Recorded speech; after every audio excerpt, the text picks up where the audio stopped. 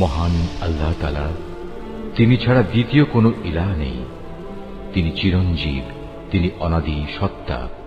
ঘুম তো দূরের কথা, সামান্য তন্দ্রাও তাকে আচ্ছন্ন করে না। আসমান সমূহ ও জমিনে যা কিছু আছে তার সবকিছুরই একচ্ছত্র মালিকানা তাঁর। কে এমন আছে যে তার দরবারে বিনা অনুমতিতে সুপারিশ করবে? তাদের বর্তমান ভবিষ্যতের সবকিছুই তিনি জানেন। তার জানা বিষয়সমূহের কোনো কিছুই কারো জ্ঞানের সীমা পরিসীমার আয়ত্তাধীন হতে পারে না। তবে কিছু জ্ঞান যদি তিনি কাউকে দান করে থাকেন তবে তা ভিন্ন কথা।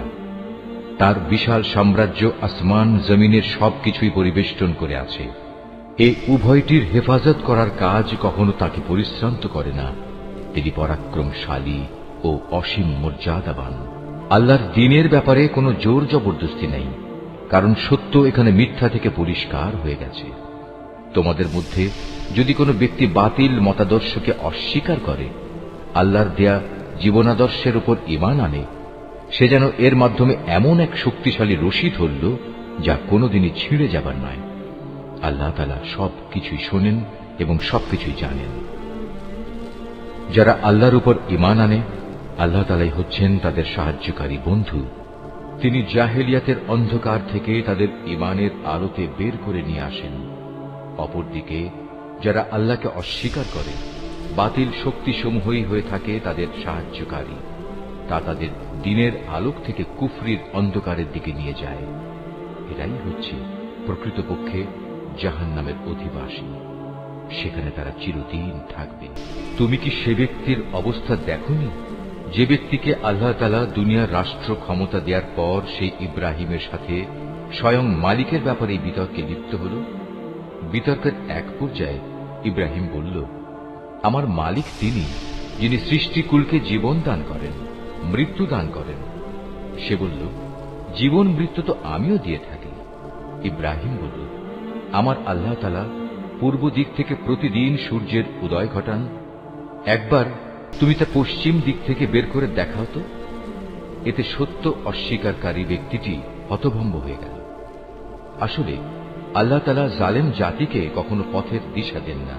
অথবা ঘটনাটি কি সেই ব্যক্তির মতো যে একটি বস্তির পাশ দিয়ে যাবার সময় যখন দেখল তা বিধ্বস্ত হয়ে আপন অস্তিত্বের উপর মুখ থুবড়ে পড়ে আছে, তখন সে ব্যক্তি বলল, এ মৃত জনপদকে কিভাবে আল্লাহ তাআলা আবার পুনর্জীবন দান করবেন?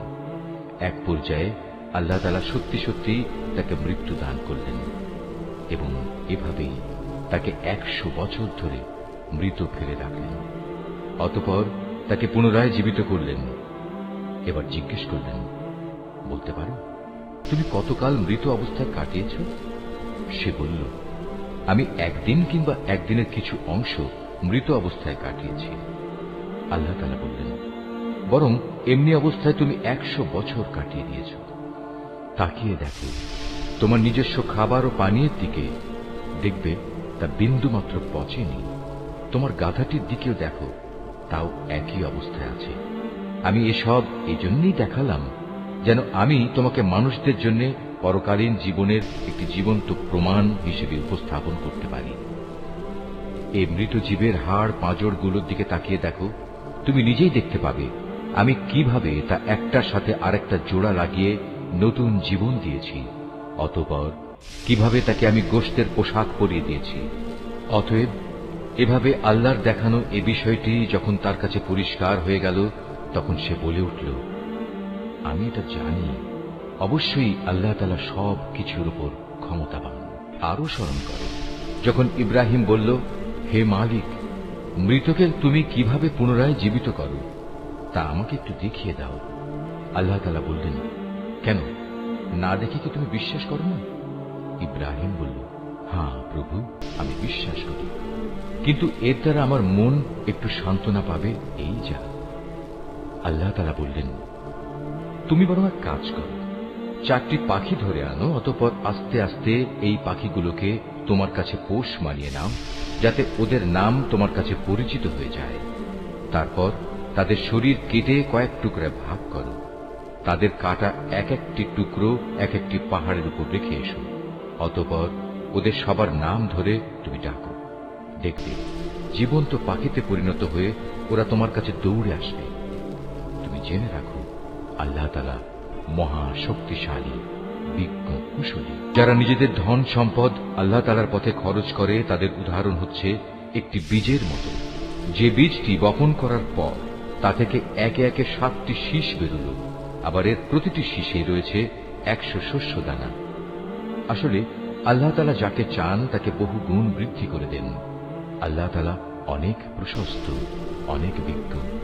যারা আল্লাহ তাআলার পথে নিজেদের ধন সম্পদ ব্যয় করে এবং ব্যয় করে তা প্রচার করে বেড়ায় না, খোঁটা দেয় না এবং কষ্টও দেয় না, এজন্য তাদের মালিকদের কাছে তাদের জন্য পুরস্কার সংরক্ষিত রয়েছে। শেষ বিচারের দিন এদের কোনো ভয় নেই। তাদের সেদিন দুশ্চিন্তাগ্রস্ত হতে হবে না।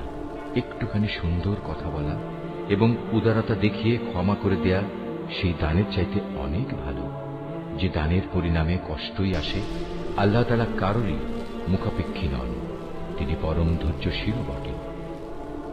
হে ঈমানদার বান্দারা, তোমরা উপকারের খোঁটা দিয়ে এবং অনুগৃহীত ব্যক্তিকে কষ্ট দিয়ে তোমাদের দান সদকা বরবাদ করে দিও না, ঠিক সেই হতভাগ্য ব্যক্তির মতো যে শুধু লোক দেখানোর উদ্দেশ্যে দান করে। সে আল্লাহ তাআলা ও পরকালের উপর বিশ্বাস করে না। তার দানের উদাহরণ হচ্ছে যেন একটি মসৃণ শিলাখণ্ডের উপর কিছু মাটির আবরণ পড়ল, সেখানে মুষলধারে বৃষ্টিপাত হল, অতঃপর তা পাথরটিকে শক্ত করিয়ে রেখে গেল। দান খয়রাত করে তারা যা কিছু অর্জন করল তা দিয়ে তারা কিছুই করতে পারল না। আর যারা আল্লাহকে বিশ্বাস করে না, আল্লাহ তাআলা তাদের কখনো সঠিক পথ দেখান না। অপরদিকে যারা আল্লাহ তাআলার সন্তুষ্টির জন্য এবং নিজেদের মানসিক অবস্থা আল্লাহর পথে সুদৃঢ় রাখার জন্য নিজেদের ধন সম্পদ ব্যয় করে, তাদের উদাহরণ হচ্ছে যেন তা কোনো উঁচু পাহাড়ের উপত্যকায় একটি সুসজ্জিত ফসলের বাগান। যদি সেখানে প্রবল বৃষ্টিপাত হয় তাহলে ফসলের পরিমাণ দ্বিগুণ হয়, আর প্রবল বৃষ্টিপাত না হলেও বৃষ্টির শিশির বিন্দুগুলোই ফসলের জন্য যথেষ্ট হয়। আল্লাহ তাআলা ভালো করে পর্যবেক্ষণ করেন তোমরা কে কি কাজ করো। তোমাদের কেউ কি চাইবে যে তার কাছে ফলে ফুলে সুশোভিত একটি বাগান থাকুক, যাতে খেজুর ও আঙুর সহ বিভিন্ন ধরনের ফলমূল থাকবে, তার তলদেশ দিয়ে আবার প্রবহমান থাকবে কতিপয় ঝর্ণাধারা, আর এর ফল ভোগ করার আগেই বাগানের মালিক বয়সের ভারে নুয়ে পড়বে এবং তার কিছু দুর্বল সন্তান থাকবে। এই অবস্থায় হঠাৎ করে এক আগুনে বাতাস এসে তার সব স্বপ্ন জ্বালিয়ে দিয়ে যাবে। এভাবেই আল্লাহ তাআলা তার নিদর্শনগুলো তোমাদের কাছে সুস্পষ্টভাবে বর্ণনা করেন, যাতে তোমরা আল্লাহ তাআলার এসব কথার উপর চিন্তা গবেষণা করতে পারো। হে ঈমানদার লোকেরা, তোমরা নিজেরা যা অর্জন করেছ সে পবিত্র সম্পদ এবং যা আমি জমিনের ভেতর থেকে তোমাদের জন্য বের করে এনেছি তার থেকে একটি উৎকৃষ্ট অংশ আল্লাহর পথে ব্যয় করো। আল্লাহর জন্য এমন নিকৃষ্টতম জিনিসগুলো বেছে রেখে তার থেকে ব্যয় করো না, যা অন্যরা তোমাদের দিলে তোমরা তা গ্রহণ করবে না। অবশ্য যা কিছু তোমরা অনিচ্ছাকৃতভাবে গ্রহণ করো তা আলাদা। তোমরা জেনে রেখো, আল্লাহ তাআলা তোমাদের দানের মুখাপেক্ষী নন, সব প্রশংসার মালিক তো তিনি। শয়তান সব সময় তোমাদের অভাব অনটনের ভয় দেখাবে এবং সে নানাবিধ অশ্লীল কর্মকাণ্ডের আদেশ দেবে। আর আল্লাহ তাআলা তোমাদের তার কাছ থেকে অসীম বরকত ও ক্ষমার প্রতিশ্রুতি দিচ্ছেন এবং সেদিকেই তিনি তোমাদের ডাকছেন। আল্লাহ তাআলা প্রাচুর্যময় ও সম্যক অবগত। আল্লাহ তাআলা যাকে চান তাকে একান্তভাবে তার পক্ষ থেকে বিশেষ জ্ঞান দান করেন, আর যে ব্যক্তিকে আল্লাহ তাআলার সেই বিশেষ জ্ঞান দেওয়া হল সে যেন মনে করে তাকে প্রচুর কল্যাণ দান করা হয়েছে। আর প্রজ্ঞা সম্পন্ন ব্যক্তি ছাড়া আল্লাহর এসব কথা থেকে অন্য কেউ কোনো শিক্ষায় গ্রহণ করতে পারে না। তোমরা যা কিছু খরচ করো আর যা কিছু খরচ করার জন্য মানত করো, আল্লাহ তাআলা অবশ্যই তা ভালো করেই জানেন। জালেমদের আসলে কোনো সাহায্যকারী নেই। আল্লাহ তাআলা সন্তুষ্টির জন্য তোমরা যা কিছু দান করো তা যদি প্রকাশ্যভাবে মানুষদের সামনে করো তা ভালো কথা, তাতে কোনো দোষ নেই। তবে যদি তোমরা তা মানুষদের কাছে গোপন রাখো এবং চুপে চুপে অসহায়দের দিয়ে দাও, তা হবে তোমাদের জন্য উত্তম। এ দানের কারণে আল্লাহ তাআলা তোমাদের বহুবিধ গুনাহ খাতা মুছে দেবেন। আর তোমরা যাই করো না কেন, আল্লাহ তাআলা সবকিছু সম্পর্কে ওয়াকিবহাল রয়েছেন। যারা তোমার কথা শোনে না, তাদের হেদায়েতের দায়িত্ব তোমার উপর নয়, তবে আল্লাহ তাআলা যাকে চান তাকে সঠিক পথ দেখান। তোমরা যা দান সদকা করো, এটা তোমাদের জন্য কল্যাণকর, কারণ তোমরা তো এজন্যই খরচ করো যেন আল্লাহর সন্তুষ্টি অর্জন করতে পারো। তোমরা আজ যা কিছু দান করবে, আগামীকাল তার পুরোপুরি পুরস্কার তোমাদের আদায় করে দেয়া হবে। সেদিন তোমাদের উপর কোন রকম জুলুম করা হবে না। দান সদকা তো তোমাদের মাঝে এমন কিছু গরিব মানুষের জন্য, যারা আল্লাহর পথে এমন ভাবে ব্যাপৃত, যারা নিজেদের জন্য জমিনের বুকে চেষ্টা সাধনা করতে পারে না। আত্মসম্মান বোধের কারণে কিছু চায় না বলে অজ্ঞ মূর্খ লোকেরা এদের মনে করে এরা বুঝি সচ্ছল, কিন্তু তুমি এদের বাহ্যিক চেহারা দেখেই এদের সঠিক অবস্থা বুঝে নিতে পারো। এরা মানুষদের কাছ থেকে কাকুতি মিনতি করে ভিক্ষা করতে পারে না। তোমরা যা কিছুই খরচ করবে, আল্লাহ তাআলা তার যথার্থ বিনিময় দেবেন, কারণ তিনি সবকিছুই দেখেন। যারা দিনরাত প্রকাশ্যে ও সঙ্গোপনে নিজেদের মাল সম্পদ ব্যয় করে, তাদের মালিকের দরবারে তাদের এ দানের প্রতিফল সুরক্ষিত রয়েছে। তাদের উপর কোন রকম ভয়ভীতি থাকবে না, তারা চিন্তিতও হবে না। যারা সুদ খায়, তারা মাথা উঁচু করে দাঁড়াতে পারবে না, দাঁড়ালেও তার দাঁড়ানো হবে সে ব্যক্তির মতো যাকে শয়তান নিজস্ব পরশ দিয়ে দুনিয়ার লোভ লালসায় মোহাচ্ছন্ন করে রেখেছে। এটা এই কারণে যেহেতু এরা বলে ব্যবসা বাণিজ্য তো সুদের মতোই একটা কারবারের নাম, অথচ আল্লাহ তাআলা ব্যবসা হালাল করেছেন এবং সুদকে হারাম করেছেন। তাই তোমাদের যার যার কাছে তার মালিকের পক্ষ থেকে সুদ সংক্রান্ত এই উপদেশ পৌঁছেছে, সে অতঃপর সুদের কারবার থেকে বিরত থাকবে। আগে এ আদেশ আসা পর্যন্ত যে সুদ সে খেয়েছে তা তো তার জন্য অতিবাহিত হয়েই গেছে। তার ব্যাপার একান্তই আল্লাহ তাআলার সিদ্ধান্তের উপর। কিন্তু এরপর যে ব্যক্তি আবার সুদী কারবারে ফিরে আসবে, তারা অবশ্যই জাহান্নামের অধিবাসী হবে, সেখানে তারা চিরদিন থাকবে। আল্লাহ তাআলা সুদ নিশ্চিহ্ন করেন, অপরদিকে দান সৎকার পবিত্র কাজকে তিনি উত্তরোত্তর বৃদ্ধি করেন।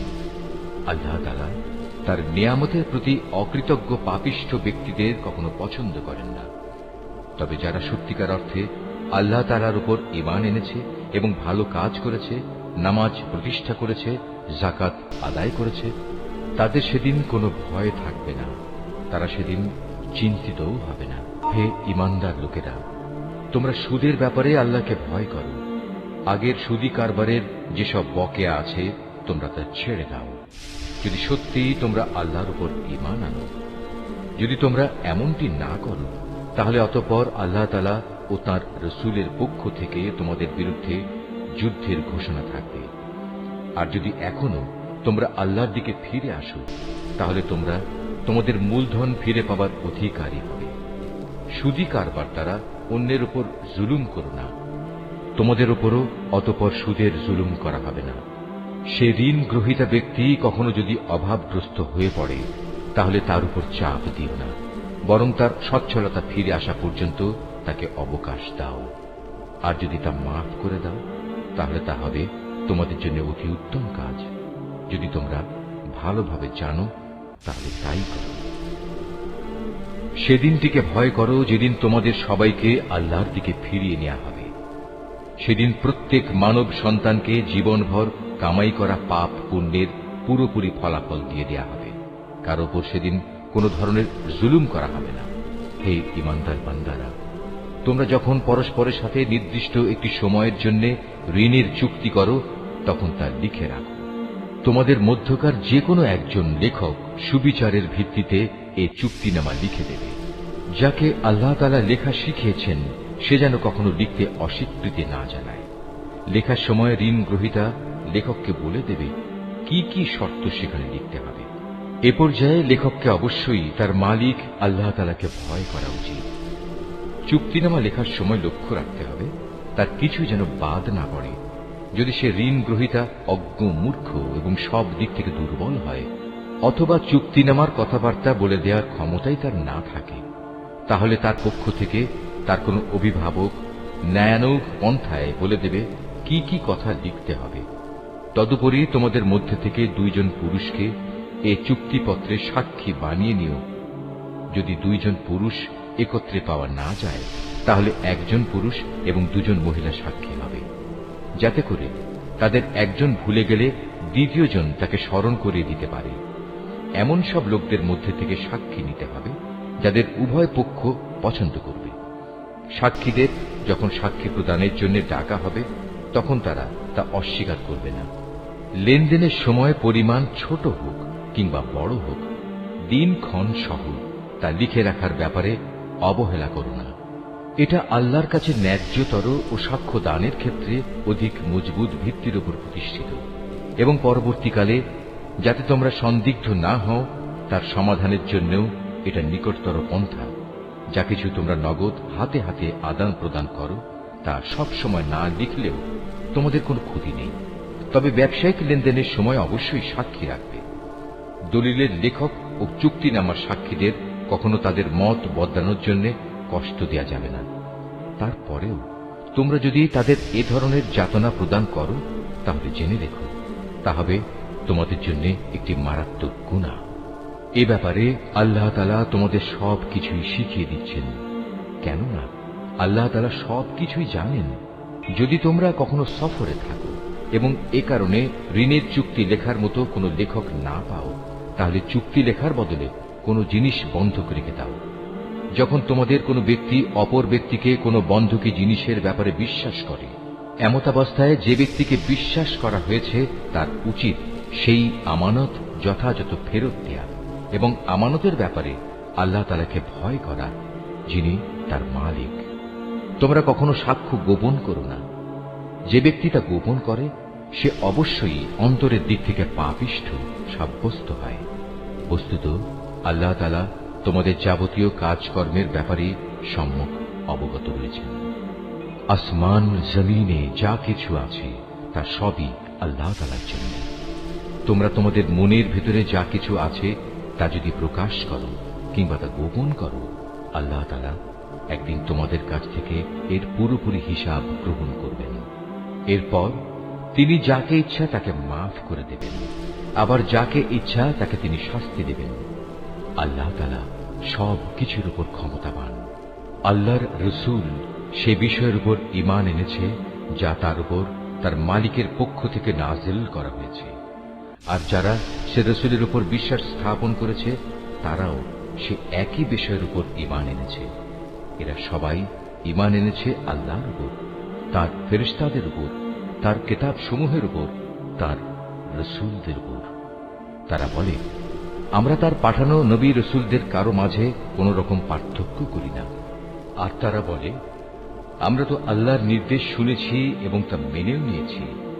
হে আমাদের মালিক, আমরা তোমার ক্ষমা চাই এবং আমরা জানি আমাদের একদিন তোমার কাছেই ফিরে যেতে হবে। আল্লাহ তাআলা কখনো কাউকেই তার শক্তি সামর্থ্যের বাইরে কোনো কাজের দায়িত্ব চাপিয়ে দেন না। সে ব্যক্তির জন্য ততটুকু বিনিময় রয়েছে যতটুকু সে এ দুনিয়ায় সম্পন্ন করবে, আবার সে যতটুকু মন্দ দুনিয়ায় অর্জন করেছে তার উপর তার ততটুকু শাস্তি পতিত হবে। অতএব হে মোমেন ব্যক্তিরা, তোমরা এই বলে দোয়া করো, হে আমাদের মালিক, যদি আমরা কিছু ভুলে যাই, কোথাও যদি আমরা কোনো ভুল করে বসি, তার জন্য তুমি আমাদের পাকড়াও করো না। হে আমাদের মালিক, আমাদের পূর্ববর্তী জাতিদের উপর যে ধরনের বোঝা তুমি চাপিয়েছিলে তা আমাদের উপর চাপিও না। হে আমাদের মালিক, যে বোঝা বইবার সামর্থ্য আমাদের নেই তা তুমি আমাদের উপর চাপিয়ে দিও না।